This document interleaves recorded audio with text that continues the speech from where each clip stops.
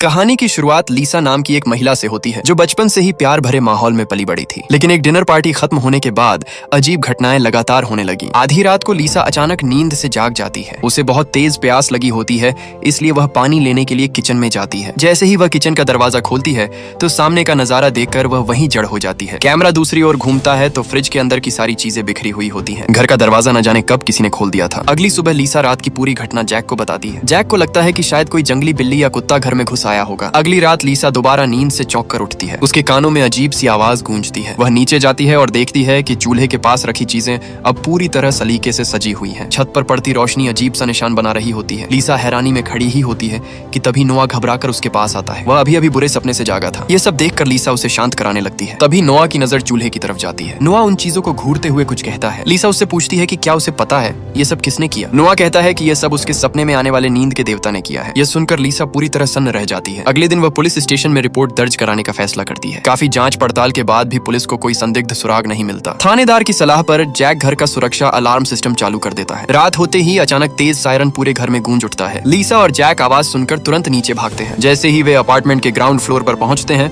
तो फोन की घंटी बजती है। ये सिक्योरिटी कंपनी की कॉल होती है। वे बताते हैं कि जैक के घर के 8 अलार्म एक साथ सक्रिय हो गए हैं। शायद सिस्टम में कोई खराबी है, इसलिए अगले दिन तकनीशियन भेजा जाएगा। जैक फोन रखकर लीसा से बात करने ही वाला होता है कि पीछे मुड़कर देखता है कि लीसा चुपचाप एक जगह खड़ी है। जैक उसकी नजर का पीछा करता है। जिस टीवी कैबिनेट पर कभी ढेर सारी यादें सजी रहती थीं, अब वहां सिर्फ खाली फोटो फ्रेम बचे थे। अगले दिन जैक फिर से पुलिस स्टेशन जाकर पुलिस कप्तान से मिलता है और उन्हें तस्वीरें दिखाता है। कप्तान सब सुनकर यही कहता है कि शायद यह बच्चों की शरारत है। उसी दौरान अलार्म सिस्टम ठीक करने वाला मैकेनिक जैक से मिलता है। वह बताता है कि अलार्म पूरी तरह सही काम कर रहा है। फिलहाल यह साफ नहीं है कि अलार्म किस वजह से ट्रिगर हुआ। जैक और उसकी पत्नी एक दूसरे की ओर देखते हैं और फिर बच्चों से उस तस्वीर के बारे में पूछते हैं। बड़ा बेटा निक साफ कहता है कि उसने कभी उन तस्वीरों को हाथ तक नहीं लगाया। नोआ कुछ बोलने ही वाला होता है लेकिन अचानक रुक जाता है। वह सिर हिलाकर कहता है कि स्लीप डेमन ने यह बात बताने को मना किया है। यह सुनकर जैक गुस्से से भर जाता है। तस्वीरें ढूंढने के लिए वह नोआ के कमरे में घुसकर अलमारी और दराजे उलट पुलट कर देता है, लेकिन आखिर में कुछ भी नहीं मिलता।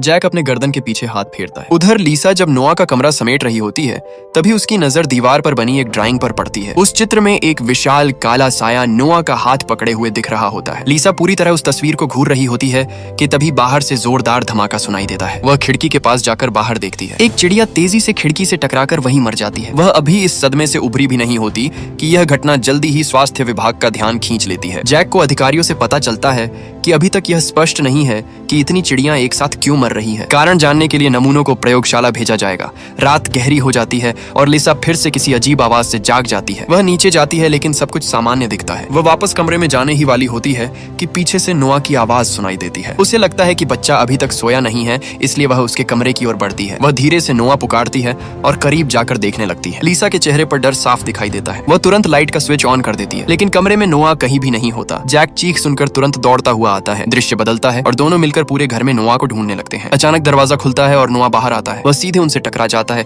जो गलियारे में खड़े होते हैं। उसे रोकने के लिए जैक तुरंत उसकी ओर बढ़ता है। तभी अचानक पूरा कमरा जोर से हिलने लगता है। नोआ अपनी आंखें खोलता है लेकिन बात और भी रहस्यमय हो जाती है। उसे जरा भी एहसास नहीं होता कि उसने अभी क्या किया था। कमरे में लौटते ही लीसा तुरंत जैक को उस रहस्यमयी साए के बारे में बताती है, लेकिन जैक को लगता है कि शायद लीसा को कोई भ्रम हुआ है। कुछ ही देर बाद जैक को अपने कान के पीछे हल्की झंझनाहट महसूस होती है। वह शीशा उठाकर खुद को देखता है तो उसकी त्वचा पर अचानक लाल लाल छोटे दाने उभर आए होते हैं। वह इसे साधारण एलर्जी समझकर नजरअंदाज कर देता है। इन अजीब घटनाओं की सच्चाई जानने के लिए जैक घर के हर कोने में कैमरे लगवा देता है। देखते ही देखते अगली सुबह हो जाती है। जैक पिछले दिन की सीसीटीवी फुटेज चलाता है। जो उसने देखा उससे उसके होश उड़ जाते हैं। वीडियो में अचानक गड़बड़ी दिखाई देती है। समय ठीक रात 2:31 का होता है। दुर्भाग्य से जैक काफी देर तक घूर कर देखने के बावजूद समझ नहीं पाता कि यह अजीब घटना आखिर क्यों हुई। इधर लीसा एक ग्राहक को घर दिखा रही होती है। लगभग सौदा तय होने ही वाला था कि अचानक लीसा की आवाज लड़खड़ा जाती है। उसके हाथ पैर धीरे धीरे उसके नियंत्रण से बाहर होने लगते हैं। ग्राहक कुछ समझ पाता उससे पहले ही लीसा कांच के दरवाजे के सामने स्थिर खड़ी रह जाती है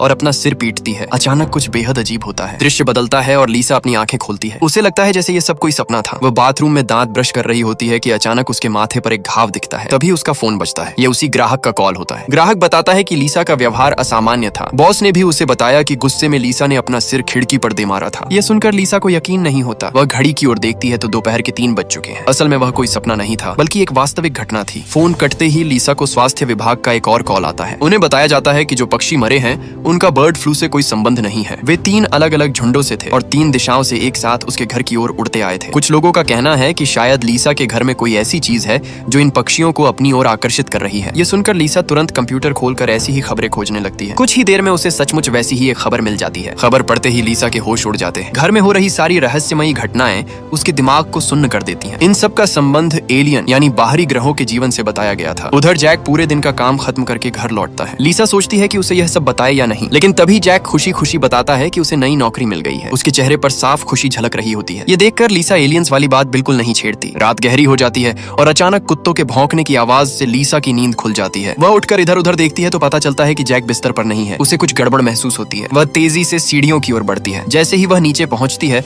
तो उसे आंगन में किसी की परछाई दिखाई देती है। वह तुरंत बाहर की लाइट जलाती है और धीरे से जैक को पुकारती है, लेकिन जैक बिल्कुल चुप खड़ा रहता है, जैसे सुन ही नहीं रहा हो। मजबूर होकर लीसा उसके पास जाती है और पूछती है कि क्या हुआ है। आज उसका व्यवहार बेहद अजीब लग रहा था। कुछ देर बाद लीसा बिना कुछ सोचे उसके साथ वापस अंदर चली जाती है। दृश्य बदलता है और जैक अपने बिस्तर पर लेटा हुआ अचानक आंखें खोलता है। जैसा अंदाजा था उसे भी याद नहीं कि वह बाहर क्या कर रहा था। लीसा अपने पति से सच बताती है कि उसे भी पिछले कुछ समय की बातें साफ साफ याद नहीं है। पति उसके माथे के घाव की जांच करता है। फिर लीसा पहले इकट्ठा किए गए सबूत निकालती है। जैक को लगता है कि लीसा बेकार की बातें कर रही है क्योंकि उसने एलियन का जिक्र किया था। उसके चेहरे पर शक साफ दिखता है। लीसा अपने बैग से एक स्केच निकालती है। वो बताती है कि यह एक लापता बच्चे की आखिरी ड्राइंग थी। उस बच्चे के परिवार ने दावा किया था कि उनके बच्चे को एलियंस उठा ले गए। इतना कहकर लीसा नोआ की ड्राइंग भी निकालती है और दोनों की तुलना करती है। जैक देखकर भी मानने को तैयार नहीं होता। वो कहता है कि शायद नोआ ने यह तस्वीर इंटरनेट से देखकर बनाई होगी। इधर निक और उसके दोस्त खेल रहे होते हैं। निक तेजी से दौड़ रहा होता है कि अचानक उसके कानों में एक तीखी आवाज गूंजने लगती है। वह दोनों कान बंद कर लेता है, लेकिन वह दर्दनाक आवाज रुकती ही नहीं। कुछ ही देर में उसके दोस्त घबराकर उसके पास आते हैं। निक के चेहरे पर दर्द साफ झलक रहा होता है। दोस्त भी हैरान परेशान खड़े होते हैं। यह खबर सुनते ही उसके माता पिता तुरंत दौड़ पड़ते हैं। अस्पताल में डॉक्टर निक और उसके दोस्तों से कहते हैं कि जांच रिपोर्ट पूरी तरह सामान्य है, लेकिन एक बात डॉक्टर को बेहद उलझन में डाल देती है। निक के शरीर पर कई अजीब निशान दिखाई देते हैं। उधर स्कूल में एक शिक्षक को नोआ का व्यवहार असामान्य लगता है। वह अचानक उसका कॉलर पकड़कर नीचे खींचता है और यह देखकर दंग रह जाता है। सब लोग देखते हैं कि उसके पूरे शरीर पर घावों के निशान हैं। कुछ ही देर में लीसा को भी शिक्षक से यह खबर मिल जाती है। ये सुनते ही वह अपना आपा खो बैठती है। नोआ की बात उसे पूरी तरह तोड़ देती है क्योंकि वह कहता है कि ये सारे निशान डरावने सपनों यानी किसी दुष्ट शक्ति के कारण बने हैं। लिसा जैक को अपनी बात पर यकीन दिलाने की कोशिश करती है, लेकिन जैक अभी अपने विचार पर अड़ा रहता है। रात होते ही जैक फिर से सीसीटीवी फुटेज निकालता है। इस बार वह ज्यादा सावधानी बरतता है। वही वीडियो की स्पीड कम कर देता है और फ्रेम दर फ्रेम देखने लगता है। अचानक उसके चेहरे का भाव अचानक गंभीर हो जाता है। वह मोबाइल स्क्रीन को घूर रहा होता है और उसकी उंगलियां हल्का सा कांप रही होती है। दूसरा व्यक्ति तेजी से उसकी ओर आता है और चेहरे पर चिंता साफ झलक रही होती है। साथ ही धीरे से उसके कंधे पर हाथ रखता है और धीमी आवाज में कुछ कहता है। दोनों एक दूसरे की आंखों में देखते हैं और उनमें साफ डर झलकता है। स्क्रीन पर एक धुंधला सा साया पल भर के लिए दिखाई देता है। वह बताती है कि वह चीज बेहद अजीब है। ये संकेत देता है कि मामला बहुत गंभीर है। वह काला साया हमेशा अंधेरे में मंडराता रहता है। किसी ने उसका असली चेहरा नहीं देखा। लीसा को लगता है कि उसकी नीयत बिल्कुल ठीक नहीं है। अगले दिन वे लोग एक ऐसे वैज्ञानिक से मिलने जाते हैं जो बाहरी ग्रहों के एलियन साइंस पर शोध करता है। वे उसे घर में हो रही सारी अजीब घटनाओं का विस्तार से वर्णन करते हैं। सब सुनकर वैज्ञानिक स्तब्ध रह जाता है। वह उनको चेतावनी देता है कि संभव है उनका पूरा परिवार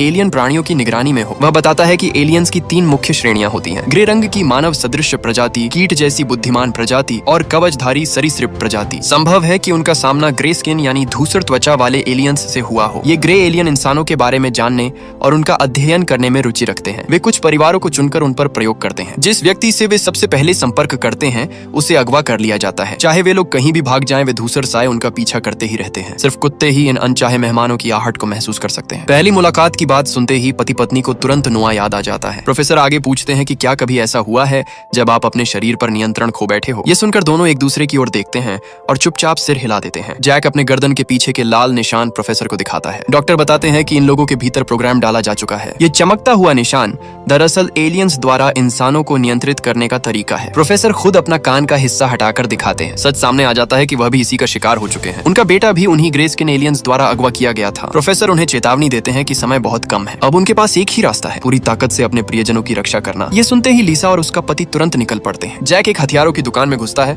और एक बंदूक उठा लेता है। लीसा एक ताकतवर हस्की कुत्ता चुनती है। वे घर के सारे दरवाजे और खिड़कियां बंद कर देते हैं। उन्हें लगता है कि इससे एलियंस अंदर नहीं आ पाएंगे। तेजी से रात हो जाती है। वे दोनों बातचीत कर रहे होते हैं कि तभी घर का पालतू कुत्ता अचानक दरवाजे की ओर भौंकने लगता है। दोनों एक दूसरे को देखते हैं क्योंकि उन्हें समझ आ जाता है कि कुछ आ चुका है। जैक इशारा करता है कि लीसा बच्चों को ऊपर ले जाए। जैक खुद बंदूक उठाकर नीचे पहरे की स्थिति में खड़ा हो जाता है। लीसा दोनों बच्चों को एक ही कमरे में बंद कर देती है। तभी बगल के कमरे से अजीब सी आवाज आती है। वह देखने के लिए आगे बढ़ती है कि अचानक एक काला साया चुपचाप उसके पीछे आ खड़ा होता है। जैसे ही लीसा कमरे में कदम रखती है, अचानक दरवाजा अपने आप बंद हो जाता है। वह घबराकर दरवाजा खोलने की कोशिश करती है। उसी समय नीचे जैक को कुछ गड़बड़ महसूस होती है। दरवाजे के पेच अपने आप निकलने लगते हैं, स्क्रू एक एक करके गिरने लगते हैं। दरवाजा धीरे धीरे खुल जाता है। यह देखकर जैक बिना सोचे समझे दरवाजे की ओर गोली चला देता है। उधर निक और उसके दोस्त व्यस्त हैं कि अचानक एक तेज चमकदार रोशनी फैल जाती है। मुख्य दरवाजा जोर जोर से हिलने लगता है। दोनों बच्चे डर के मारे कांपने लगते हैं। जैसे ही दरवाजा खुलने वाला होता है, तभी जैक अचानक सामने आ जाता है। वह तुरंत उस कमरे में घुसता है जहां लीसा है और दरवाजा अंदर से मजबूती से बंद कर देता है। सभी लोग एक दूसरे से चिपक कर खड़े हो जाते हैं। वे अभी संभल भी नहीं पाते